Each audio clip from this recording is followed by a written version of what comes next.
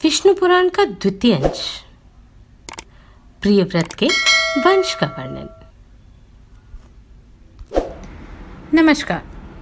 अगर आप किसी कारणवश मुझे सब्सक्राइब नहीं कर सकते तो लाइक अवश्य कीजिएगा।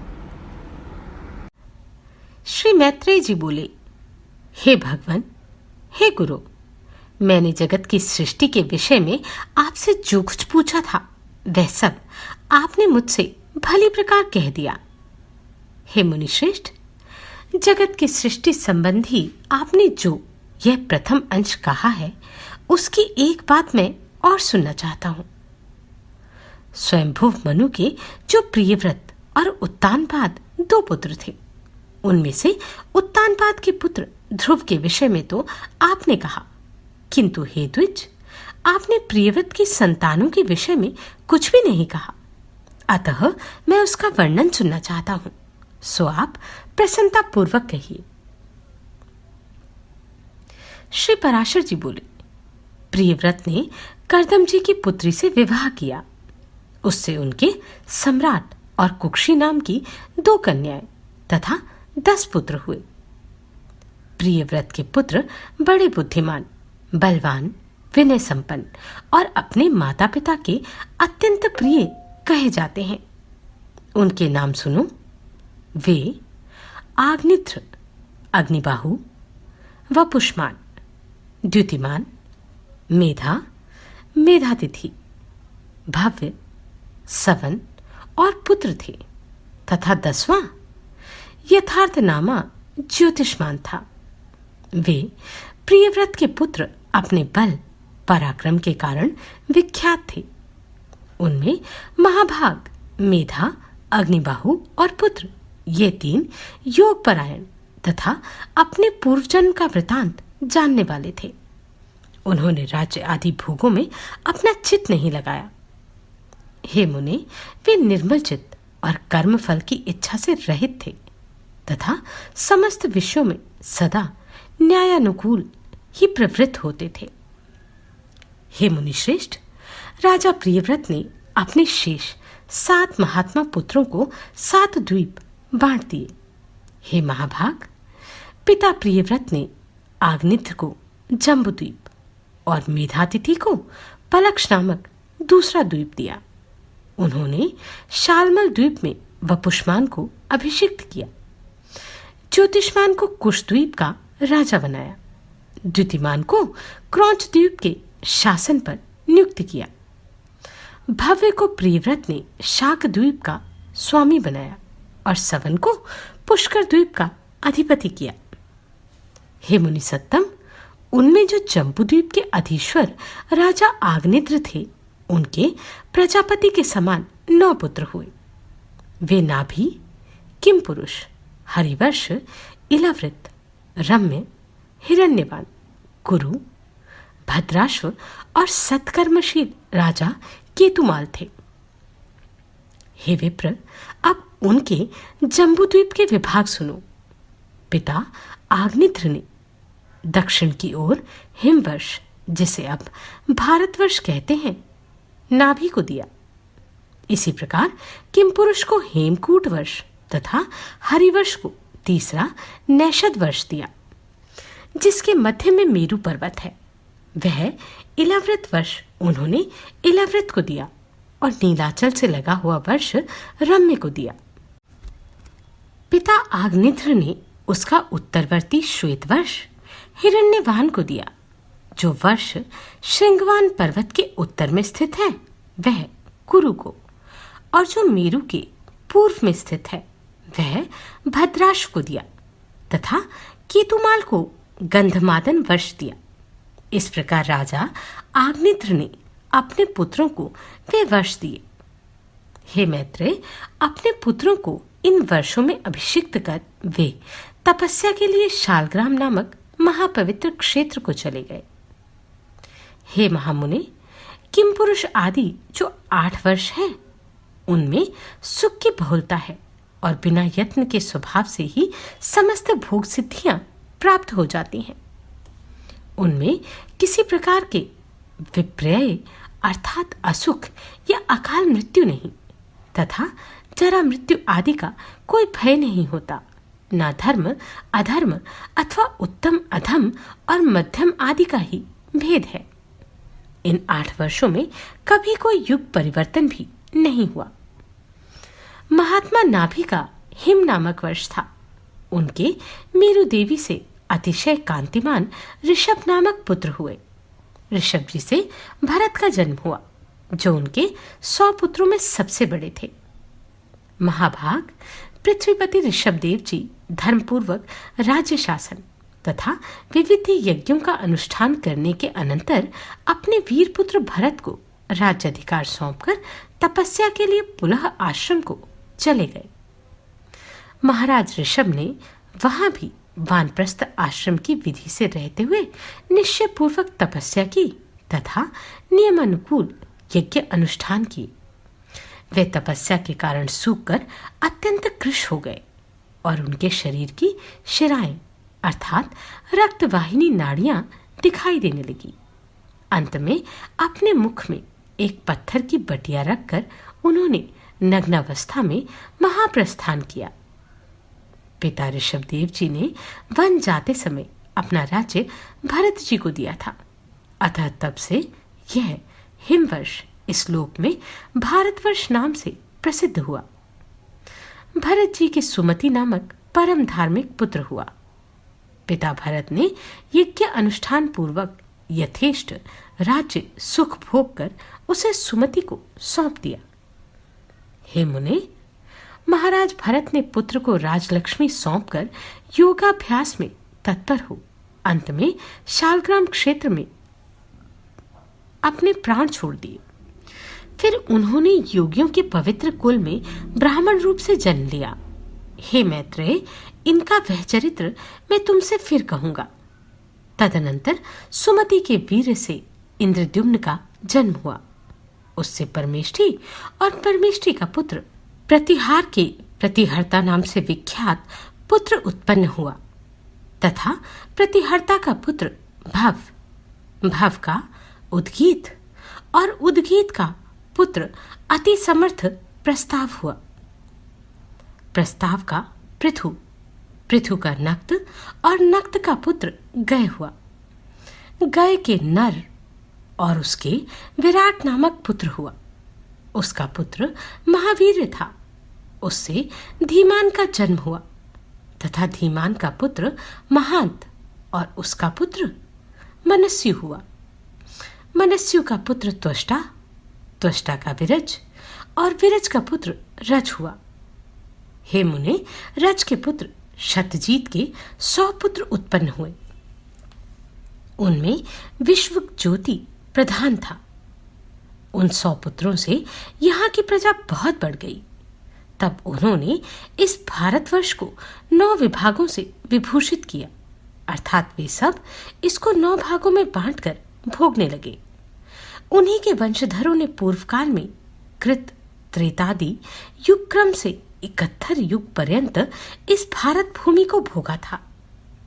हे मुनि, यही इस वराह कल्प में सबसे पहले मनवंतराधिप स्वयंभुव मनु का वंश है, जिसमें उस समय इस संपूर्ण संसार को व्याप्त किया हुआ था। श्री मैत्रेय जी बोले, हे भगवान, आपने मुझसे स्वयंभुव मनु के वंश का वर्णन किया। अब मैं आपके मुखारविंद से संपूर्ण पृथ्वी मंडल का विवरण सुनना चाहता हूं। हे मुने, जितने भी सागर, द्वीप, वर्ष, पर्वत, वन, नदियां और देवता आदि की पुरियां हैं, उन सब का जितना जितना परिमाण है, जो आधार है, जो उपादान कारण है और जैसा आकार है, वह सब आप यथावत वर्णन कीजिए। श्री पराशर जी बोले, हे मैत्रेय, सुनो, मैं इन सब बातों का संक्षेप से वर्णन करता हूं। इनका विस्तार पूर्वक वर्णन तो 100 वर्षों में भी नहीं हो सकता। हे द्विज, जम्बू, पलक्ष, शालमल, कुश, क्रौंच, शाक और 7वां पुष्कर, ये 7 द्वीप चारों ओर से खारे पानी, इक्ष्कुरस, मदिरा, घृत, दधि, दुग्ध और मीठे जल के 7 समुद्रों से घिरे हुए हैं। हे मैत्रेय, जम्बूद्वीप इन सब के मध्य में स्थित है और उसके भी बीचों बीच सुवर्ण में सुमेरु पर्वत है। उसकी ऊंचाई 84,000 योजन है और नीचे की ओर यह 16,000 योजन पृथ्वी में घुसा हुआ है। इसका विस्तार ऊपरी भाग 32,000 योजन का है तथा नीचे तलहटी में केवल 16,000 योजन है। इस प्रकार यह पर्वत इस पृथ्वी रूप कमल की कर्णिका अर्थात कोश के समान है। इसके दक्षिण में हिमवान, हेमकूट और निषद तथा उत्तर में नील, श्वेत और श्रृंगी नामक वर्ष पर्वत हैं, जो भिन्न भिन्न वर्षों का विभाग करते हैं। इनके बीच के 2 पर्वत निषद और नील 1-1 लाख योजन तक फैले हुए हैं। उनसे दूसरे 10-10 हजार योजन कम है, अर्थात हेमकूट और श्वेत 90-90 हजार योजन तथा हिमवान और श्रृंगी 80-80 हजार योजन तक फैले हुए हैं। वे सभी 2-2 सहस्त्र योजन ऊंचे और इतने ही चौड़े हैं। हे द्विज, मेरु पर्वत के दक्षिण की ओर पहला भारतवर्ष है तथा दूसरा किमपुरुष वर्ष है, तीसरा हरिवर्ष है। उत्तर की ओर प्रथम रम्यक, फिर हिरण्यमय और तदनंतर उत्तर कुरुवर्ष है, जो द्वीप मंडल की सीमा पर होने के कारण भारतवर्ष के समान धनुषाकार है। हे द्विजश्रेष्ठ, इनमें से प्रत्येक का विस्तार 9-9 हजार योजन है तथा इन सब के बीच में ईलावृत वर्ष है, जिसमें सुवर्णमय सुमेरु पर्वत खड़ा हुआ है। हे महाभाग, यह ईलावृत वर्ष सुमेरु के चारों ओर 9,000 योजन तक फैला हुआ है। इसके चारों ओर 4 पर्वत हैं। ये चारों पर्वत मानो सुमेरु को धारण करने के लिए ईश्वरकृत कीलिकाएं हैं, क्योंकि इनके बिना ऊपर से विस्तृत और मूल में संकुचित होने के कारण सुमेरु के गिरने की संभावना है। इनमें से मंदराचल पूर्व में, गंधमादन दक्षिण में, विपुल पश्चिम में और सुपार्श्व उत्तर में है। ये सभी 10-10 हजार योजन ऊंचे हैं। इन पर पर्वतों की ध्वजाओं के समान क्रमशः 1100 योजन ऊंचे कदम, जम्बू, पीपल और वट के वृक्ष हैं। हे महामुने, इनमें जम्बू अर्थात जामुन वृक्ष जम्बूद्वीप के नाम का कारण है। उसके फल महान गजराज के समान बड़े होते हैं। जब वे पर्वत पर गिरते हैं तो फटकर सब ओर फैल जाते हैं। उनके रस से निकली जम्बू नाम की प्रसिद्ध नदी वहां बहती है, जिसका जल वहां के रहने वाले पीते हैं। उसका पान करने से वहां के शुद्धचित्त लोगों को पसीना, दुर्गंध, बुढ़ापा तथा इंद्रिय क्षय नहीं होता। उसके किनारे की मृत्तिका उस रस से मिलकर मंद मंद वायु से सूखने पर जाम्बुनंद नामक सुवर्ण हो जाती है, जो सिद्ध पुरुषों का भूषण है। मेरु के पूर्व में भद्राश वर्ष और पश्चिम में केतुमाल वर्ष है तथा हे मुनिश्रेष्ठ, इन दोनों के बीच में इलावृत वर्ष है। इसी प्रकार इसके पूर्व की ओर चैत्रथ, दक्षिण की ओर गंधमान, पश्चिम की ओर वैभ्राज और उत्तर की ओर नंदन नामक वन है तथा सर्वदा देवताओं से सेवनीय अरुणोद, महाभद्र, असितोद और मानस, ये 4 सरोवर हैं। हे मैत्रेय, शीतांब, कुमुंद, कुररी, माल्यवान तथा वैकंक आदि पर्वत भूपद्म की कर्णिका रूप मेरु के पूर्व दिशा के केसराचल हैं। त्रिकूट, शिशिर, पतंग, रुचक और निषाद आदि केसराचल उसके दक्षिण ओर है। शिखिवासा, वैडुर्य, कपिल, गंधमादन और चारुथी आदि इसके पश्चिमी केसर पर्वत हैं तथा मेरु के अति समीपस्थ इलावृत वर्ष में और जठरादि देशों में स्थित शंखकूट, ऋषभ, हंस, नाग तथा कालंज आदि पर्वत उत्तर दिशा की केसराचल हैं। हे मैत्रेय, मेरु के ऊपर अंतरिक्ष में 14 सहस्त्र योजन के विस्तार वाली ब्रह्मा जी की महापुरी अर्थात ब्रह्मपुरी है। उसके सब ओर दिशा एवं विदिशाओं में इंद्रादि लोकपालों के 8 अति रमणीक और विख्यात नगर हैं। विष्णु पादोद्भवा श्री गंगा जी चंद्रमंडल को चारों ओर से आप्लावित कर स्वर्गलोक से ब्रह्मपुरी में गिरती हैं। वहां गिरने पर वे चारों दिशाओं में क्रम से सीता, अलकनंदा, चक्षु और भद्रा नाम से चारों भागों में विभक्त हो जाती हैं। उनमें से सीता पूर्व की ओर आकाश मार्ग से एक पर्वत से दूसरे पर्वत पर जाती है। अंत में पूर्व स्थित भद्रास्पर्श को पार कर समुद्र में मिल जाती है। इसी प्रकार हे महामुनि, अलकनंदा दक्षिण दिशा की ओर भारतवर्ष में आती है और 7 भागों में विभक्त होकर समुद्र में मिल जाती है। चक्षु पश्चिम दिशा के समस्त पर्वतों को पार कर केतुमाल नामक वर्ष में बहती हुई अंत में सागर में जा गिरती है। तथा हे महामुने, भद्रा उत्तर के पर्वतों और उत्तर कुरुवर्ष को पार करती हुई उत्तरीय समुद्र में मिल जाती है। माल्यवान और गंधमादन पर्वत उत्तर और दक्षिण की ओर नीलाचल और निषद पर्वत तक फैले हुए हैं। उन दोनों के बीच में कर्णिकाकार मेरु पर्वत स्थित है। हे मैत्रेय, मर्यादा पर्वतों के बहिर्भाग में स्थित भारत, केतुमाल, भद्राश्व और कुरुवर्ष इस लोक पद्म के पत्तों के समान है।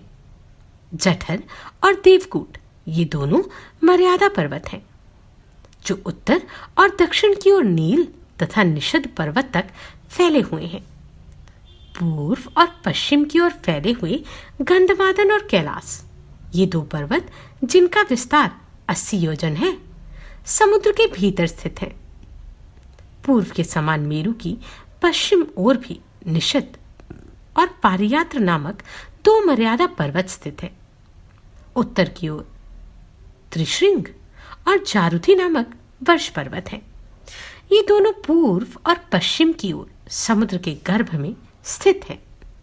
इस प्रकार हे मुनिवर, तुमसे जठर आदि मर्यादा पर्वतों का वर्णन किया, जिनमें से 2-2 मेरु की चारों दिशाओं में स्थित हैं।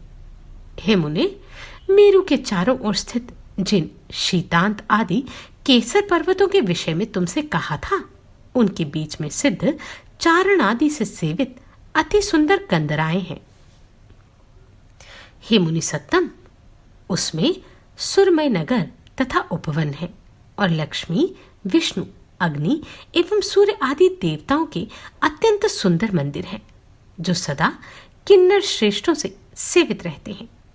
उन सुंदर पर्वत द्रोणियों में गंधर्व, यक्ष, राक्षस, दैत्य और दानव आदि अहर्निश क्रीड़ा करते हैं। हे मुने, ये संपूर्ण स्थान भौम अर्थात पृथ्वी के स्वर्ग कहलाते हैं। ये धार्मिक पुरुषों के निवास स्थान है।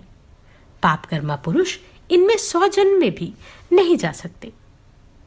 हे द्विज, श्री विष्णु भगवान भद्राश वर्ष में हयग्रीव रूप से, केतुमाल वर्ष में वराह रूप से और भारतवर्ष में कुर्म रूप से रहते हैं तथा वे भक्त प्रतिपालक श्री गोविंद कुरुवर्ष में मत्स्य रूप से रहते हैं। इस प्रकार वे सर्वमय सर्वगामी हरि विश्व रूप से सर्वत्र ही रहते हैं। हे मैत्रेय, वे सबके आधारभूत और सर्वात्मक हैं।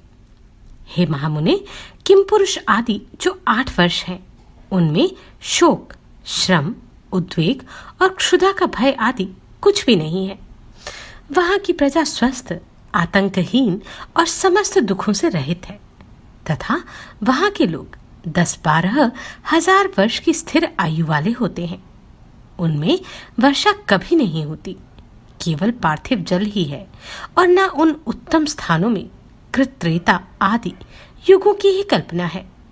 हे द्विजोत्तम, इन सभी वर्षों में 7-7 कुल पर्वत हैं और उनसे निकली हुई सैकड़ों नदियां हैं। श्री पराशर जी बोले, हे मैत्रेय, जो समुद्र के उत्तर तथा हिमालय के दक्षिण में स्थित है। वह देश भारतवर्ष कहलाता है। उसमें भारत की संतान बसी हुई है। हे महामुने, इसका विस्तार 9000 योजन है। यह स्वर्ग और अपवर्ग प्राप्त करने वालों की कर्म भूमि है। इसमें महेंद्र, मलय, सह, श्रुतिमान, ऋक्ष, विंध्य और पारियात्र ये 7 कुल पर्वत हैं। हे मुने, इसी देश में मनुष्य शुभ कर्मों द्वारा स्वर्ग अथवा मोक्ष प्राप्त करते हैं और यहीं से पाप कर्मों में प्रवृत्त होने पर वे नरक अथवा तिर्यक योनि में पड़ते हैं। यहीं से कर्मानुसार स्वर्ग, मोक्ष, अंतरिक्ष अथवा पाताल आदि लोकों को प्राप्त किया जा सकता है।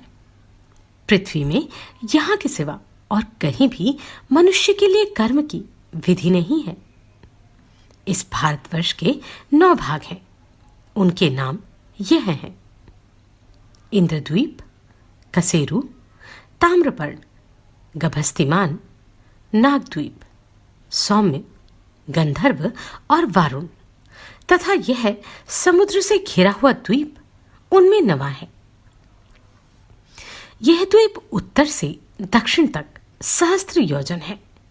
इसके पूर्वीय भाग में किरात लोग और पश्चिमीय में यवन बसे हुए हैं तथा यज्ञ, युद्ध और व्यापार आदि अपने अपने कर्मों की व्यवस्था के अनुसार आचरण करते हुए ब्राह्मण, क्षत्रिय, वैश्य और शूद्रगण वर्ण विभागानुसार मध्य में रहते हैं। हे मुने, इसकी शतद्रु और चंद्रभागा आदि नदियां हिमालय की तलेटी से, वेद और स्मृति आदि पारियात्र पर्वत से, नर्मदा और सुरसा आदि विंध्याचल से तथा तापी, पयोष्णी और निर्विंध्या आदि ऋक्षगिरी से निकली हैं। गोदावरी, भीमरथी और कृष्णवेणी आदि पापहारिणी नदियां सह पर्वत से उत्पन्न हुई कही जाती हैं। कृतमाला और ताम्रपर्णी आदि मल्याचल से, त्रिसामा और आर्यकुल्या आदि महेंद्रगिरी से तथा ऋषिकुल्या और कुमारी आदि नदियां श्रुतिमान पर्वत से निकली हैं। इसकी और भी सहस्त्रों शाखा नदियां और उपनदियां हैं। इन नदियों के तट पर कुरु, पांचाल और मध्य देश आदि के रहने वाले पूर्व देश और कामरूप के निवासी पुंड्र, कलिंग, मगध और दक्षिणात्य लोग, अपरांत देशवासी सौराष्ट्रगण तथा शूर, आभीर और अर्बुदगण, कारुष, मालव और पारियात्र निवासी, सौवीर, सैंध्य, हूण, साल्व और कौशल देशवासी तथा माद्र, आराम, अम्बष्ट और पारसीगण रहते हैं। हे महाभाग, वे लोग सदा आपस में मिलकर रहते हैं और इन्हीं का जलपान करते हैं। इनकी सन्निधि के कारण वे बड़े हृष्टपुष्ट रहते हैं। हे मुने, इस भारतवर्ष में ही सतयुग, त्रेता, द्वापर और कली नामक 4 युग हैं, अन्यत्र कहीं नहीं। इस देश में परलोक के लिए मुनिजन तपस्या करते हैं, याज्ञिक लोग यज्ञ अनुष्ठान करते हैं और दानीजन आदरपूर्वक दान देते हैं। जम्बूद्वीप में यज्ञमय यज्ञ पुरुष भगवान विष्णु का सदा यज्ञों द्वारा यजन किया जाता है। इसके अतिरिक्त अन्य द्वीपों में उनकी और प्रकार से उपासना होती है। हे महामुने, इस जम्बूद्वीप में ही भारतवर्ष सर्वश्रेष्ठ है, क्योंकि यह कर्म भूमि है। इसके अतिरिक्त अन्य देश भोग भूमियां हैं। हे सत्तम, जीव को सहस्त्रों जन्मों के अनंतर महान पुण्यों का उदय होने पर ही कभी इस देश में मनुष्य जन्म प्राप्त होता है। देवगण भी निरंतर यही गान करते हैं कि जिन्होंने स्वर्ग और अपवर्ग के मार्गभूत भारतवर्ष में जन्म लिया, वे पुरुष हम देवताओं की अपेक्षा भी अधिक धन्य अर्थात बड़भागी हैं।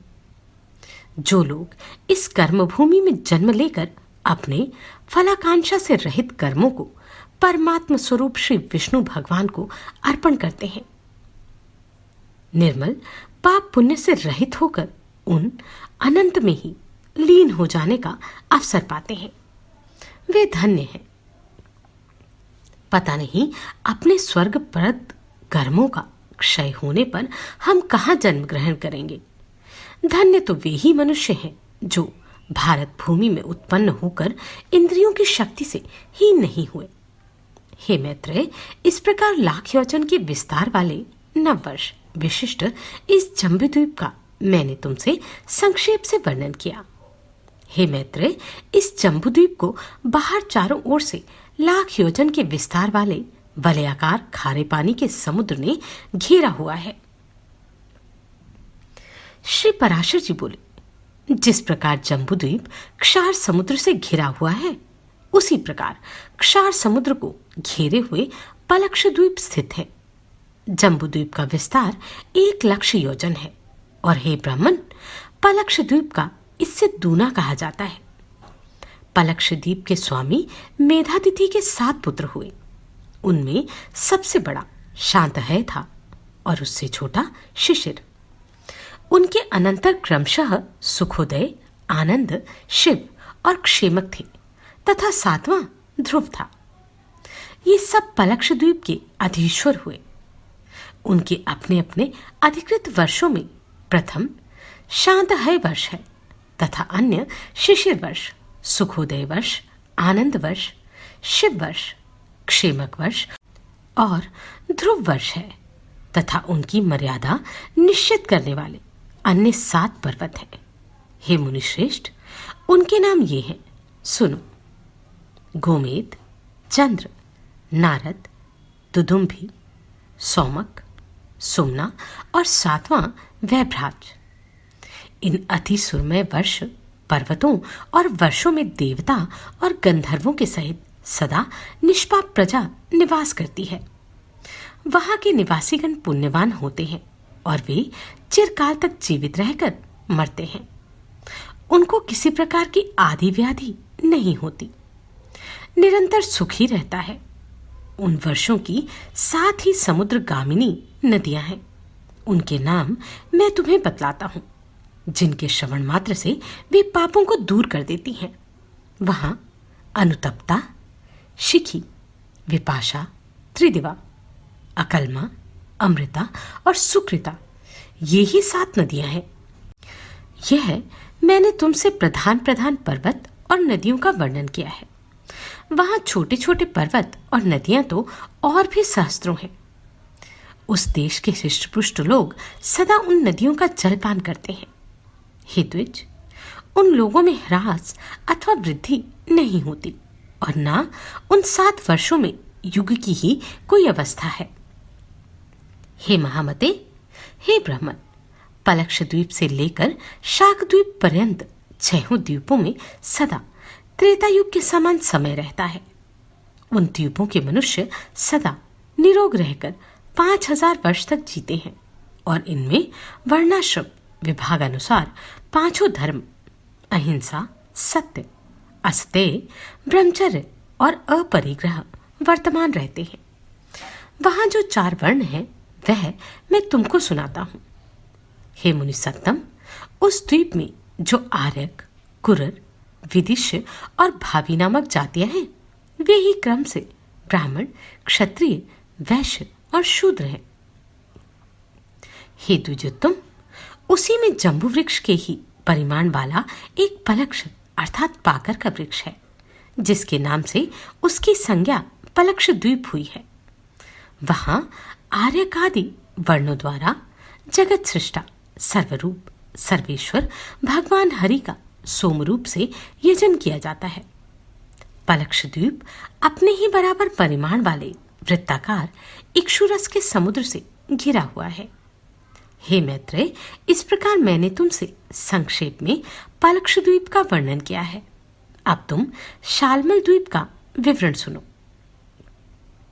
शालमल द्वीप के स्वामी वीरवर वपुष्मान थे।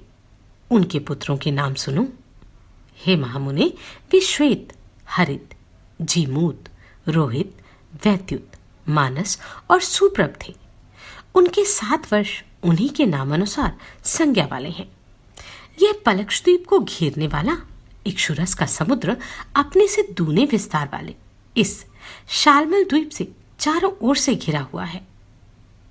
वहां भी रत्नों के उद्भव स्थान रूप 7 पर्वत है, जो उसके 7 वर्षों के विभाजक हैं, तथा 7 नदियां हैं।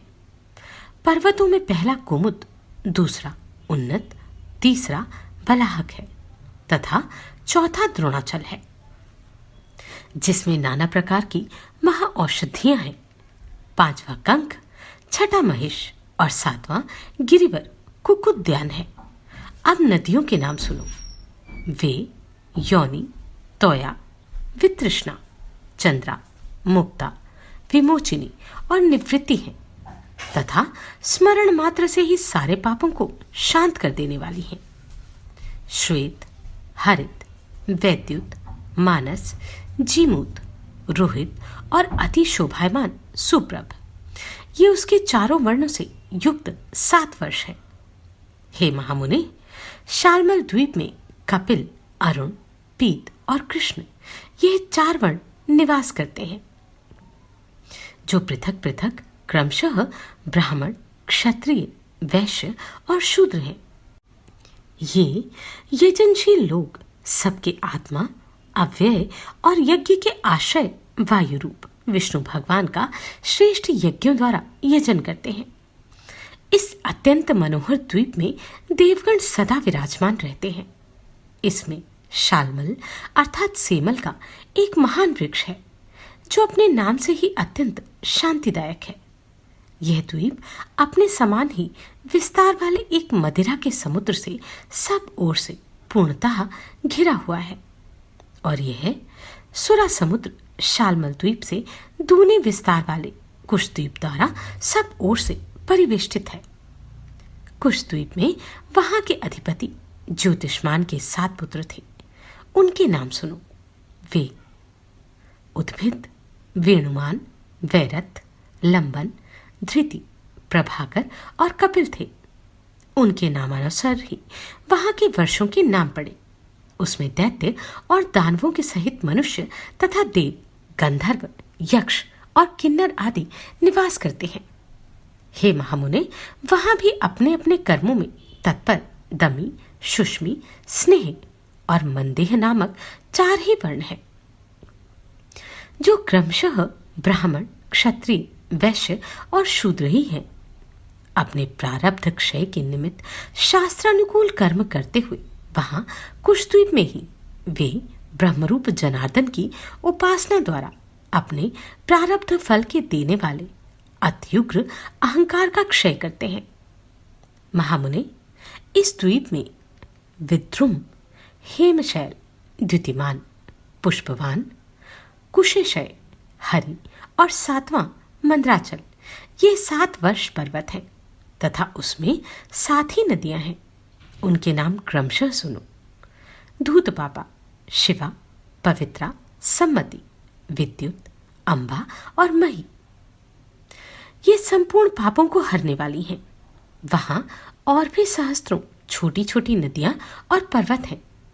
कुशद्वीप में एक कुश का झाड़ है, उसी के कारण उसका यह नाम पड़ा है। यह द्वीप अपने ही बराबर विस्तार वाले घी के समुद्र से घिरा हुआ है, और वह घृत समुद्र क्रौंच द्वीप से परिवेष्टित है। नमस्कार, मैं आभा शर्मा जावास। यदि आपको मेरा ये प्रयत्न सराहनीय लगा हो तो मुझे सब्सक्राइब करके प्रोत्साहित करें।